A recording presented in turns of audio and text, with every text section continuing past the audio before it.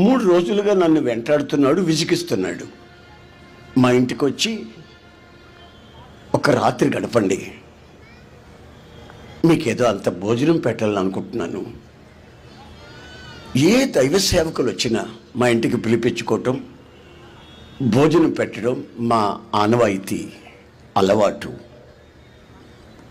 అన్నాడు. సరే అని వెళ్ళానండి. బాగా అలసిపోయినందువల్ల అంత భోజనం పెడితే భోజనం చేసి పడుకునే స్థలం చూపించానంటే చూపించారు. ఇక నేను మంచం మీద ఎక్కడమే తెలుసు నాకు. తర్వాత ఎలా నిద్రపోయానో, సౌండ్ స్లీప్, నిద్రపోయా. తెల్లవారుతో ఉందండి.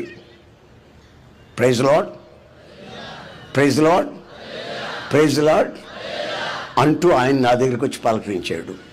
సరిగానన్నా మీకు కళ్ళు రాలేదా? కళ్ళు పీడ కళ్ళు అన్నాడు. నాకు అప్పుడు ఏదో డౌట్ వచ్చింది. ఎందుకు అలా అడుగుతున్నారు నన్ను, ఏమైంది అన్నాను. ఏం లేదన్నా, ఈ మంచం సంగతి తేల్చుకుందామని అన్నాడు. మంచం సంగతే? అదేంటి బాబు మంచం సంగతి అంటే ఏమిటన్నాను. ఏం లేదు, నన్ను ఒకసారి ఫారిన్ నుంచి కొన్ని దూలాలు వచ్చి దిగాయి. ఆ దూలాల దగ్గర సెక్యూరిటీ గార్డ్గా నన్ను పెట్టారు కాపలా, నన్ను ఇంకొకడిని. మేమిద్దరం 3 రోజులు కాపలా కాసి 4వ రోజు ఒక దూలం దొంగిలించుకొని వచ్చేసాం. దాన్ని సామిల్లో కోపించి శుభ్రంగా ఆడు సగం నేను సగం తీసుకొని ఆ కలపతో ఈ మంచం తయారు చేయించాను. ఇది రోజ్వుడ్ అన్న పాలిష్డ్, ఫ్రెంచ్ పాలిష్ వేయించాను దీనికి. సరిగాని ఈ మంచం అంత విలువైందా? ఈ మంచం మీద ఏం జరిగిందంటే, ఓ రోజు నేను లేనప్పుడు నా భార్య పడుకుంది. నా భార్యని మంచం ఎగరేసిందంట. అది చెప్తుంటే మేము నవ్వాం.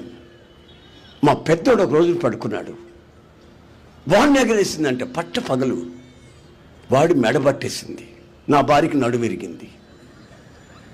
అప్పటి నుంచి మంచాన్ని విప్పి కట్టేసి పైన పెట్టినాను.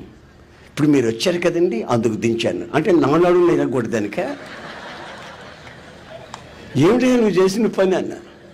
కాదు, ఈ మంచం సంగతి ఏంటో మీరు తేలస్తారని. ఏం లేదు,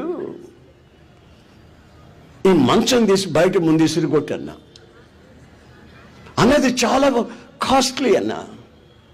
ఈ మంచం కోళ్ళు అవన్నీ బాగా టర్న్ చేపించి పాలిష్ చేయించాను, చాలా కాస్ట్లీ అన్నా. తీసి విసిరి కొట్టు. నీ భార్య ముఖ్యమా, ఇది ముఖ్యమా? నీ కొంపలు ఇది ఉండకూడదు. దీన్ని ఆధారం చేసుకుని ఒక దురాత్మ ఇంట్లో ఉంది. ఇది నీ కష్టార్జితం కాదు, దోపుడు సొమ్ము, దొంగిలించిన సొమ్ము ఇది. ఇది నీ ఇంట్లో పెట్టుకొని సోత్రం అంటే పోద్దా? హిస్సని ఎగిరితే పోద్దండి. దీని ముందు బయట విసిరి కొట్టు అన్న. ఎంతోమంది వస్తుంటారు మా ఇంటికి, ఎంతోమంది పోతుంటారు, భోంచేస్తుంటారు, పడుకుంటారు. గొప్ప దైవజనులు వచ్చారన్న. వాళ్ళు ఎవరు చెప్పలేదే? వాళ్ళు చెప్పరు, నేను చెప్తా.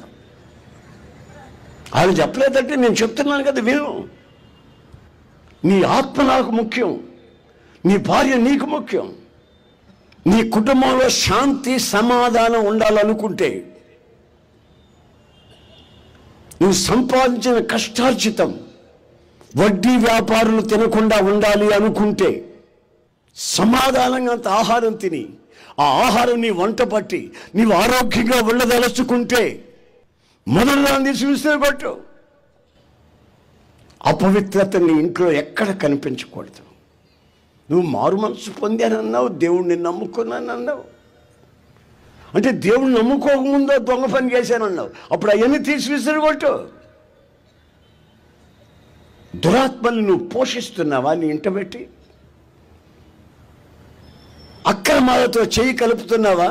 రాజీ పడుతున్నావా వాటితో? పొరపాటున ఆ స్థితి నీకు రాకూడదు. కొంచెం సణుగుతా గొడుగుతా కూర్చున్నాడు. ఎవరు చెప్పలేదు ఏంటి ఉన్నట్టుకుండి, ఏసన్న గారు ఈ గిలి పెట్టాడు నాకు అని. నేను స్నానం చేసి వచ్చానండి, మంచం కనబడలేదండి. ఏమనుకున్నాడు పాపం. మంచం తీసుకెళ్ళి చెత్త కుండీలు వేసి వచ్చాడంట. ఆమేన్, ఆమేన్. తర్వాత నేను తిరుగుతూ అక్కడ ఆ మంచానికి నవారాలతో ఉంది. ఇదేమిటిది అన్నో ఇది డబ్బులు ఇచ్చి కొన్నా. ఇది డబ్బులు ఇచ్చి కొన్నా, అందుకని ఓడి తీసి లోపల పెట్టుకున్నారట. దొంగిలించింది మాత్రం ఇసురు కొట్టా. 3 నెలల తర్వాత దట్ సేమ్ ఫ్యామిలీ నన్ను కలిసి కాళ్ళ మీద పడబోతున్నారు. చిచి, కాళ్ళ మీద అలా పడకూడదు. నేను ఏమైనా దేవుడినా? నా ద్వారా ఏమైనా కలిగిందా? ఏమీ కలగదు. ఏదైనా కలిగితే యేసయ్య ద్వారా కలుగుతుంది. నేను కేవలం ఆయన ఆలోచన మాత్రం వాక్యపు ఆధారాల్లో నుంచి చెప్పేవాడిని. That's all. నా జీవితంలో కలిగిన మార్పుని ఈ విధంగా నేను ఈరోజు నిలబడి ప్రభు సేవ చేస్తున్నాను. దానికి ప్రబలమైన కారణాలు ఏమంటే ఆ విషయాలు మాత్రమే మీకు చెప్తాను. అనుభవాలు ఇవన్నీ. అంటాడు, అన్న మాకు కారణం లేకుండా భార్యాభర్తల మధ్యలో గొడవలు వచ్చిందన్నా, ఈ 3 నెలలు ప్రశాంతంగా ఉన్నామన్నా. అది నా మీద కలిగేది, నేను దాని మీద కలిగేవాడిని. అన్నం తినేవాడిని కాదు, బజారుకి వెళ్ళి మిరపకాయ బజ్జీలు మేసేవాడిని. ఇంట్లో శుభ్రంగా వేడన ఉంటే తినకుండాను. అది అలిగి అడ్డం పడుకునేది. 3 రోజులు మొహం కడుక్కుంటూ ఉండేది కొంపుది. ఇది పరిస్థితి నా కొంపలో.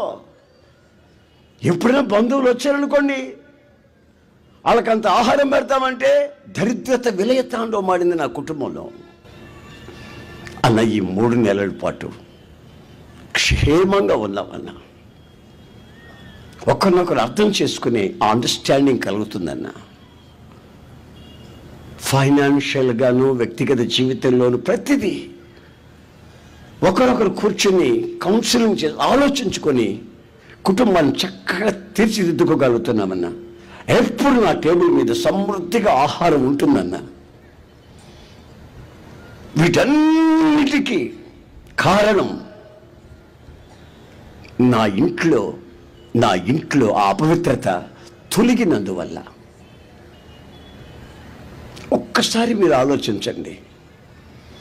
ఇంట్లోనే అపవిత్రత ఉంటే, ఆ పరిస్థితి కలిగితే, మరి నీ వ్యక్తిగత జీవితంలో దేవుని ఇల్లు అయినటువంటి నీ హృదయం, ఈ దిల్, ఈ హృదయం ఆయనకి ఆలయం, ఆయన ఇల్లు. దీనిలో ఏ అపవిత్రత నిలిచి ఉన్నా ఆ అపవిత్రత ద్వారా నువ్వు పొందే అనర్థాలు, నష్టాలు, కన్నీళ్ళు, శాపాలు ఎలా ఉంటాయో ఒక్కసారి మీరు ఆలోచించి చూడండి. నేనంటాను, నిన్ను ప్రభు జ్ఞాపకం చేసుకోవాలి, నీ పిల్లల్ని ఆయన జ్ఞాపకం చేసుకోవాలి. అలా అయితేనే మాత్రమే నీ బ్రతుకు బాట సవ్యంగా సాగిపోతుంది.